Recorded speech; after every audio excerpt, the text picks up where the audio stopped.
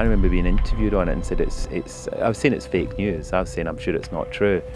And then when it became, obvious that it was true, I thought it was really sad because the brothers were so close, and for something, I'm not saying it's Meghan, but for something to cause a breakdown, and for all that mess at the end of the Queen's life, the Sandringham summit and all that. They say the walls of Buckingham Palace whisper secrets. Well, we are about to hand you the key. The royal butler's confession, what he saw inside Buckingham Palace, changes everything.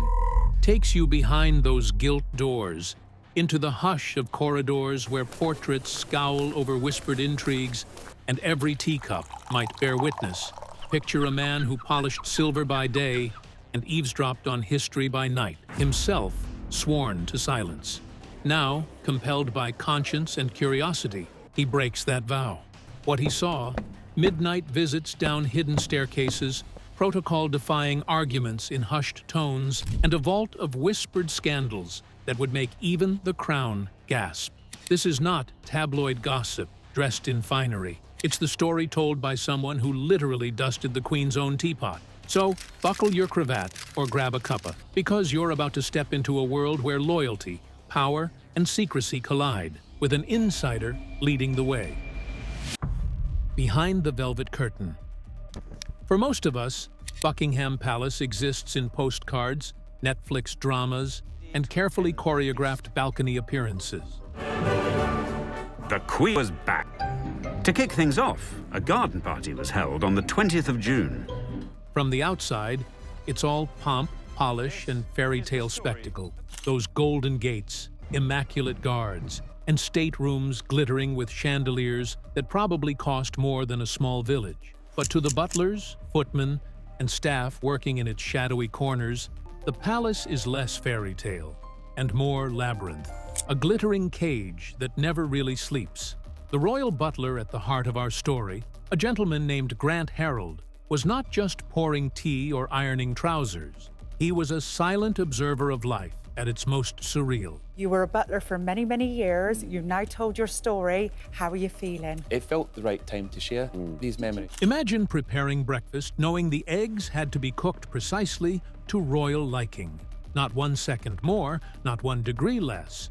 Or arranging flowers to exact specifications because a single rose out of line could spark mild palace panic. The grandeur wasn't just for show. It was upheld by rituals, rehearsals, and a strict choreography that left no room for improvisation. Yet, despite the clockwork precision, life inside wasn't nearly as stiff as the tabloids would have us believe. The butler describes moments that punctured the formality, like when a certain royal corgi barreled through the polished halls, scattering servants like bowling pins, or when a late-night snack raid left the kitchens looking less like Versailles and more like a student dorm. It's better to eat everything that you've got on your plate and ask for a little more if you want some, rather than leave some. That's the etiquette. Behind closed doors, royals were still human, complete with quirks, moods, and a surprisingly cheeky sense of humor. And humor, oddly enough, was one of the palace's secret survival tools. The butler recalled staff laughing in whispers over the absurdities of protocol. How you could walk 3 paces behind a royal but never 2. How no one ever dared sit down until a certain someone sat first. Or how one junior footman nervously fainted during his very first tray delivery. Even the royals themselves occasionally bent the rules, if only to remind everyone that they were not marble statues come to life, but flesh and blood people who could, shockingly, spill tea on an antique rug. But behind the laughter lay another truth. The palace was also a pressure cooker. Privacy was a myth. Staff were everywhere. Security was everywhere.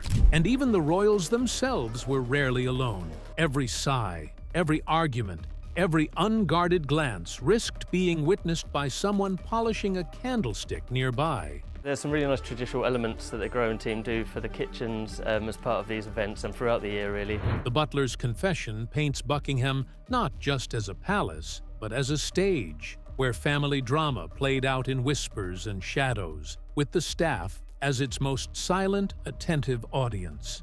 Still, What makes his account riveting isn't scandal for scandal's sake. It's the sheer contradiction of the place. How a single home could be both the ultimate symbol of wealth and power, yet so claustrophobic that even royalty longed for escape.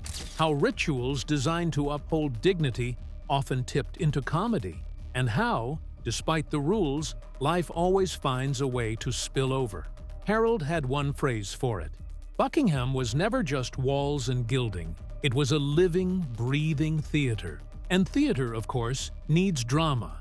What he saw next would move beyond quirks and daily routines into moments that rattled even his seasoned composure. Because once you step behind the velvet curtain, you don't just see royalty, you see secrets too big for the tabloids and truths too sharp to ignore. The secrets in the silence. As is always the norm, every palace has locked doors, not just the ornate ones with golden handles, but the invisible ones. Moments, conversations, and glances that never make it into the history books. The butler knew this better than anyone, because silence was both his job and his prison. As you know, there's some great stories in there. There's stories that some people can't quite believe because it's given a different view on the royals that maybe you didn't know about. He stood in corners where he wasn't meant to be noticed, polished silverware while words floated above his head, and poured tea while tempers brewed hotter than the pot. At first, Harold thought the palace was simply a house of rituals. Breakfast trays, dog walks, formal dinners, the endless parade of ceremonial duties. But it was in the cracks of routine that the truth leaked out. A raised voice echoing down the marble corridor, a slammed door muffled by velvet drapes, a midnight figure slipping past the staff entrances with a look that dared anyone to ask questions. And the staff never asked questions. Not because they weren't curious, they were human after all, but because curiosity in Buckingham Palace was dangerous. Loyalty was currency. Gossip could cost you everything. The butler confessed that he and others became masters of selective hearing, ears wide open, mouths tightly shut. Still, silence could never erase what was seen. Harold remembers one winter's night when a royal argument rattled the peace of the palace, voices clashing behind doors thick enough to drown most sound, yet not quite enough.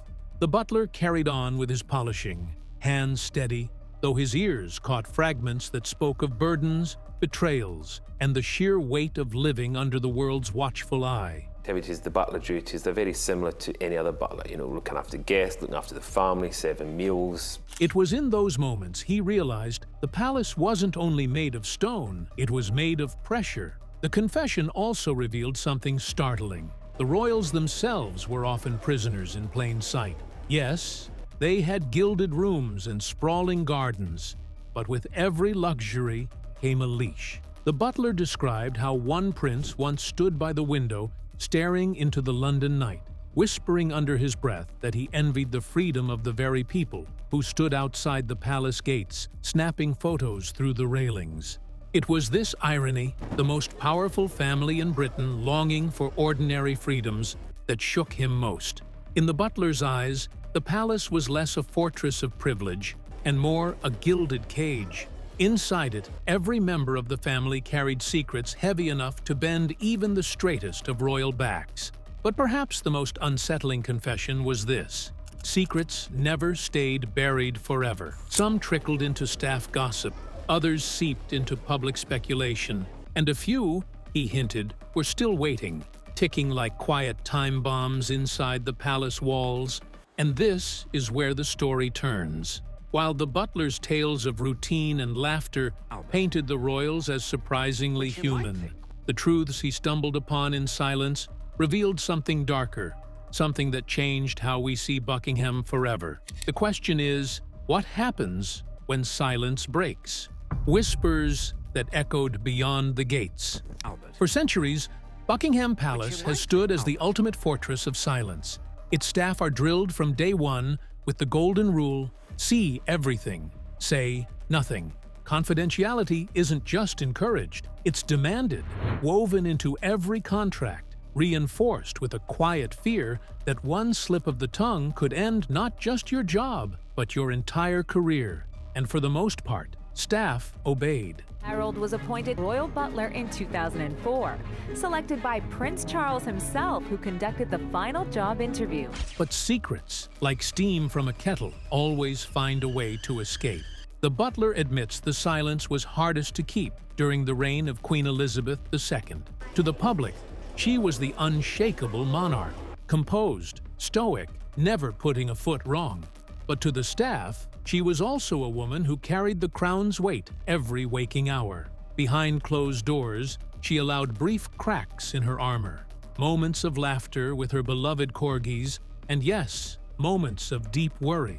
The butler recalls nights when she paced quietly, burdened not just by family tensions, but by the reality that the entire world measured Britain's stability by the steadiness of her hands. Then there was Princess Diana, the people's princess, who charmed the world yet unsettled the palace. Staff whispered about her vulnerability, her laughter echoing down the halls one moment, her tears the next. The butler remembers the way her presence electrified the palace. She broke traditions effortlessly, hugging staff, slipping into the kitchens for a chat, and openly expressing emotions the royal household preferred to keep behind lock and key. She was human in a way that scared them, he confessed. Her pain, her isolation, and ultimately her tragic death became the palace's greatest open wound. That Diana, Princess of Wales, has died, according to British sources, the Press Association learned this morning. One staff member was ordered never to discuss, yet they all felt the weight of it. And secrets didn't stop with Diana. The palace's walls have absorbed decades of scandals. Prince Andrew's controversies, whispered long before they became headlines. Charles and Camilla's hidden romance, once dismissed as rumor but well known among the staff who carefully arranged their coincidental encounters. Even Harry and Meghan's growing discontent, which staff noticed in subtle shifts long before the world knew they were stepping away. Each revelation that later shook the newspapers had, in truth, been simmering behind those gilded doors for years. The butler explains that silence wasn't simply a duty, it was survival. If you overheard Charles and Diana's heated rows, you pretended you hadn't. If you noticed a royal slipping away for a late-night call, you trained your eyes on the silver tray in your hands. If you stumbled upon evidence of discord, it was locked away in the vault of your own memory. Breaking that silence was considered a betrayal of the crown itself. And yet, these stories leaked, not from the mouths of butlers, but because the palace could never fully contain its own contradictions. When the world finally heard whispers of affairs, conflicts, and heartaches, the shock wasn't that they had happened, but that the palace had worked so hard for so long to keep them hidden. The butler's confession is clear. Behind the grandeur lies a family not unlike any other, flawed, fractured, and fiercely protective of its image. The difference is, when their secrets spill, they don't just rattle dinner tables, they rattle empires. When silence becomes a burden. The palace teaches its staff that discretion is as important as polishing silver. But what happens when the silence you're sworn to keep begins to feel heavier than the crown itself? That was the butler's reality. He recalls the years when Charles and Diana's marriage unraveled, a slow-motion disaster the world devoured through headlines, but which staff witnessed in real time. I thee wed. I thee wed. With my body. With my body. I thee honor. He would serve breakfast trays to two people who often couldn't bear to look at one another. Polished halls masked cold silences. Glittering state dinners hid private heartbreak. When Diana stormed out after yet another role, or when Charles disappeared for rides that everyone knew meant something else, the staff walked on eggshells. They could say nothing, though they felt everything. Then came Camilla. To the outside world, she was a shadow, dismissed as rumor. But inside Buckingham, her presence was undeniable. Phone calls were muffled behind closed doors, and hurried visits were disguised as chance meetings. It was all too obvious to the butler, who often had to arrange schedules that kept truths just out of sight. And yet, silence was the rule. If anyone dared whisper, they risked being dismissed, their livelihoods erased with a stroke of the pen. The weight of silence grew heavier still with Prince Andrew. Long before his scandals made global headlines, staff had noticed troubling patterns. Guests who raised eyebrows, unexplained absences, whispered instructions to clear this corridor, or forget you saw that. The butler insists the unease among the staff was palpable, but no one dared speak. When the eventual controversies erupted, shaking the monarchy to its core, those who had been there weren't surprised. They were only surprised it took so long for the truth to surface. And then, Harry and Meghan. To the world, their decision to step away from royal life felt like a sudden rupture.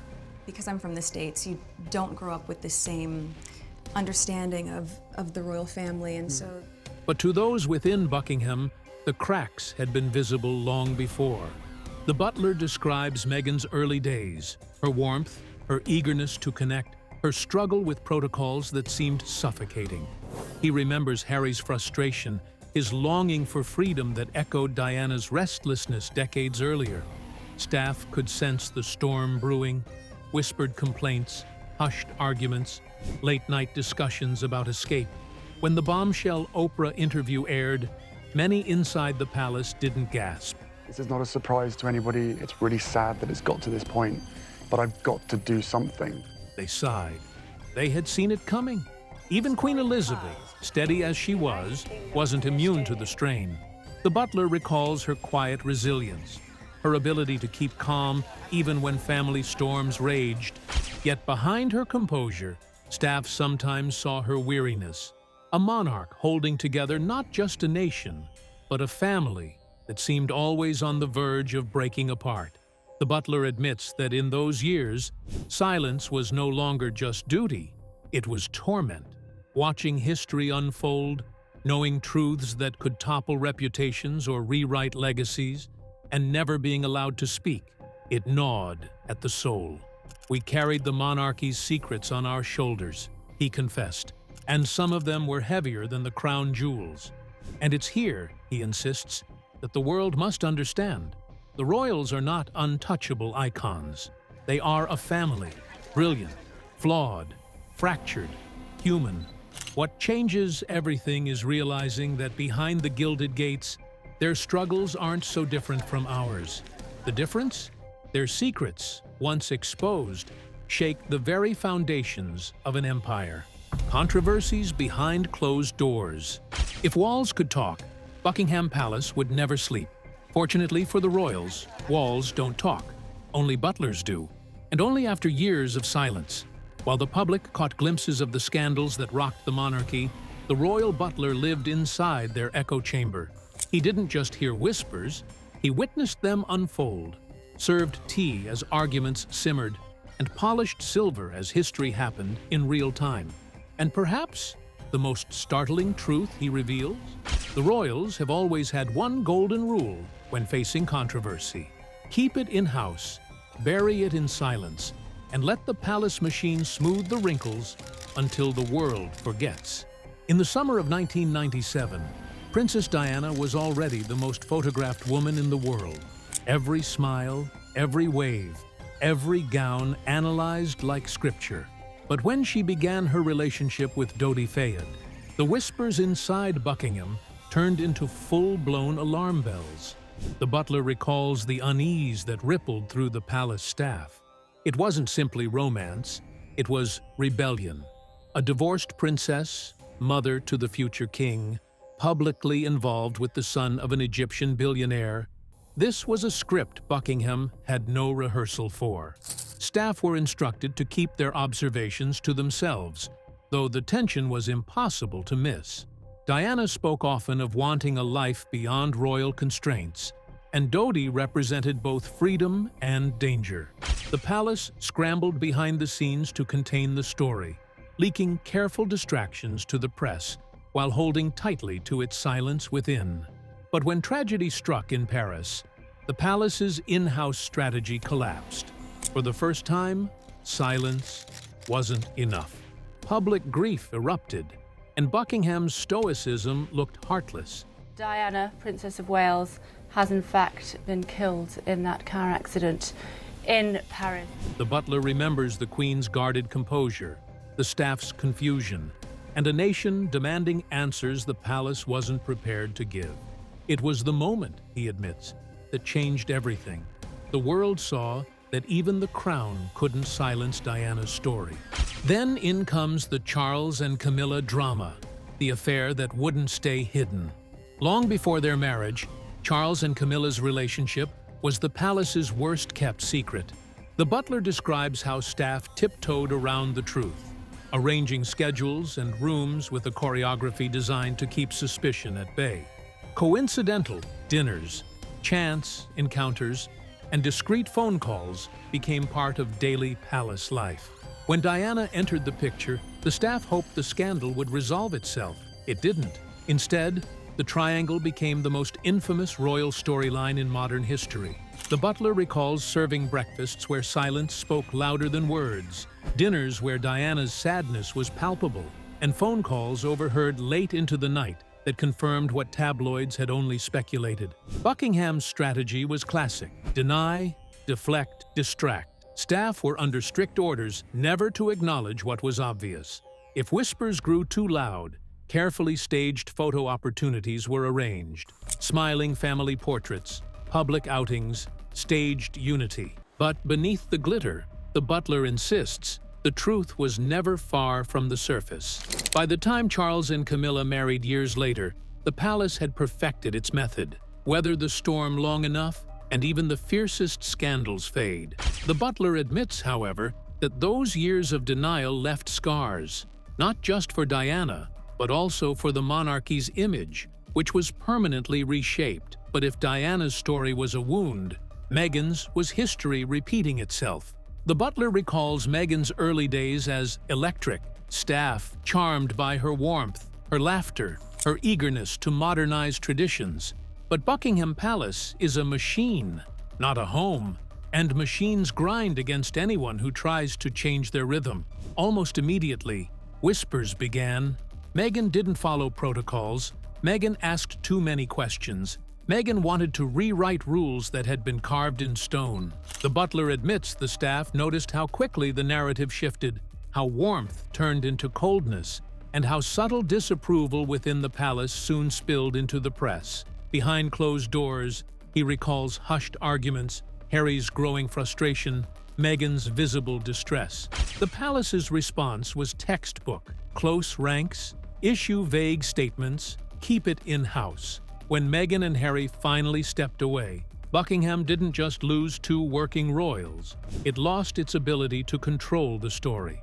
Their Oprah interview ripped open the curtain, exposing family fractures that the palace had worked tirelessly to keep private. What was hard to get over was being blamed for something that not only I didn't do, but that happened to me. The butler confesses that for many staff, it felt like déjà vu. Meghan's struggles echoed Diana's, and once again, the palace's silence had failed to contain the truth. How Buckingham handles controversy. The butler's clearest confession is this: the palace doesn't fight scandals, it outlives them. The strategy is survival through silence. When controversies erupt, staff are instructed to say nothing, acknowledge nothing, and act as though nothing has happened. To the outside world, Buckingham remains an unshakable fortress. To the inside, it's a careful balancing act, a theater of shadows. But the truth, he says, is that silence doesn't erase pain, it only delays it. Diana's tragedy, Charles and Camilla's romance, Meghan and Harry's departure, each was shaped by a system that values secrecy above all else, and each, in its own way, escaped the palace's grip. His final words on the subject are as sharp as they are haunting. Buckingham Palace doesn't deal with scandals, it hides them. But secrets, no matter how deeply buried, have a way of digging themselves back up. And when they do, the whole world listens. The confession that changes everything. For years, the butler carried Buckingham's secrets like hidden jewels, locked away, never shown. But over time, he realized something unsettling. The palace wasn't just hiding scandals from the world, it was hiding truths from itself. He confesses that the most shocking thing he ever witnessed wasn't a blazing argument, a forbidden romance, or a midnight disappearance. It was loneliness, the crushing, silent loneliness that wrapped itself around even the most powerful members of the family. He recalls walking into rooms after they'd been vacated, chairs still warm, teacups half-drained, and feeling an emptiness that lingered long after the royals had gone. For all the grandeur, Buckingham was haunted not by ghosts, but by isolation. He saw it in Queen Elizabeth, who, despite her strength, sometimes sat alone by the fire, the weight of the Commonwealth and her family's fractures pressed into her silence. He saw it in Diana, whose laughter filled halls one moment and was drowned by tears the next. He saw it in Harry, staring out the palace windows much like his mother once did, yearning for a life that wasn't scripted. The butler admits there were nights he wondered if the palace itself was alive, a golden stage that devoured those who lived inside it. That's right, Grant Harold has spent years behind palace gates, but he's now lifting the lid in his brand new book, The Royal Butler. Staff whispered that Buckingham was both a crown and a cage. And though the world outside saw diamonds and processions, inside, the royals themselves often saw only duty and walls. And then came the realization that chilled him. The palace's greatest secret wasn't the affairs or the scandals or even the whispered betrayals. It was that the monarchy survives not on truth, but on silence. Staff silence, royal silence. A silence so carefully guarded, it became a kind of prison. The butler's final confession is simple, but devastating. The world thinks the palace keeps its secrets to protect the royals. But in truth, the silence protects the monarchy itself. Without it, the crown would crack. And that, he insists, is what changes everything. Because once you understand that, Buckingham Palace no longer looks like a fairy tale castle. It looks like what it really is. A fortress built on loyalty, secrecy, and silence. A place where history is polished like silver, scandal is swept under Persian rugs, and the truth, too heavy to bear, is carried only by those sworn never to speak it. The Palace of Silence. When you peel back the layers of Buckingham Palace, you don't just find chandeliers, velvet curtains, and neatly polished silver. You find stories. Stories of love forbidden, marriages strained, tragedies endured, and rebellions fought behind gilded doors. From Diana's whirlwind romance with Dodi, to Charles and Camilla's shadowy affair, to Meghan and Harry's escape from tradition, each controversy reveals the same truth. The monarchy is built not only on pageantry, but on silence. For the butler, silence was both shield and burden. He carried secrets heavier than the crown jewels, sworn to never let slip what he overheard in hushed corridors or dimly lit drawing rooms. And yet, the cracks always showed. Diana's tears could not be hidden behind closed doors forever. Camilla's presence could not remain a rumor. Meghan's discontent could not be tucked neatly beneath a press release. The palace has survived because it knows how to wait. It buries controversy beneath protocol, layers scandal with distraction, and polishes its image until the shine blinds the public. But silence has its limits. When the truth does emerge, as it did with Diana, with Camilla, with Meghan, it hits harder because of the years it was denied. The royal butler's confession, then, is not about scandal for scandal's sake. It's about the human cost of silence. It's about royals who, despite their crowns, ache with the same loneliness, frustration, and desire for freedom as anyone else. And it's about a system that demands they live their lives on a stage while keeping their truest struggles locked backstage.